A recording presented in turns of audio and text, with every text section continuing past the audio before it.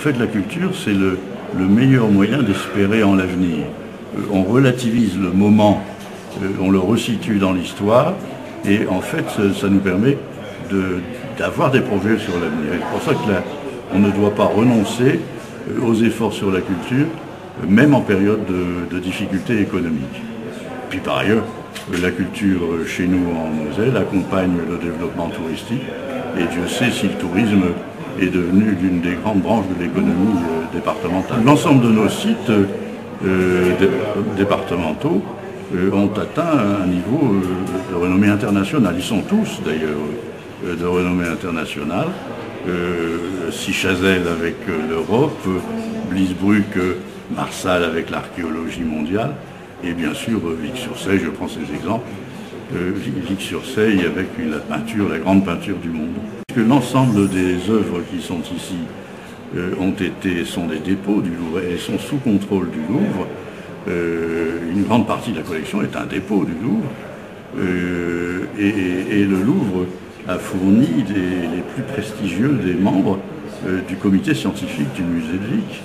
Pierre Rosenberg, notre ami professeur Tuillier, Cousin, l'ancien conservateur aussi des collections classiques du Louvre. Enfin, les plus grands noms du Louvre sont ici dans notre comité scientifique.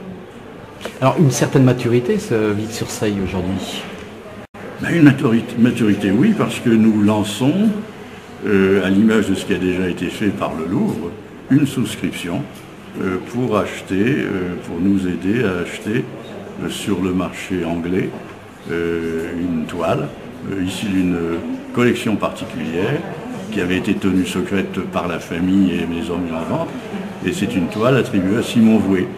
C'est une toile du XVIIe siècle, du début de la période de la jeunesse du peintre Simon Vouet, et c'est une toile remarquable, un portrait de femme, de sa femme d'ailleurs, qui était également elle-même peintre, célèbre, et c'est donc le portrait de sa femme jeune, et c'est un portrait troublant.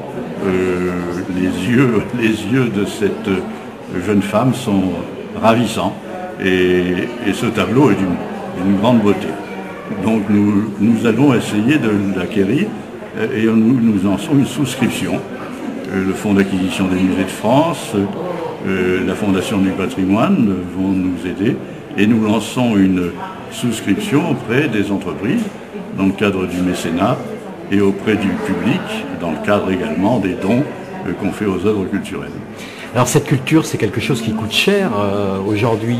Est-ce que vous n'avez pas peur un petit peu que ça soit sacrifié pour d'autres financements? Ça serait une erreur double erreur. D'abord sur le plan économique, je suis persuadé que le tourisme crée beaucoup d'emplois, et ici en Moselle, désormais, on peut estimer que le tourisme autour de la culture, puisque c'est un tourisme chez nous essentiellement culturel, Center Park étant dans un milieu rural et forestier, mais proche de grands sites culturels. Les gens qui vont à Center Park ont soif de sorties culturelles. La culture est source de richesse, et le tourisme est arrivé au même nombre d'emplois en Moselle que la mécanique automobile. C'est pas du tout, c'est pas rien. L'hôtellerie, la restauration, les personnels des musées, les personnels des sites touristiques, ça représente beaucoup de monde et beaucoup de masse salariale.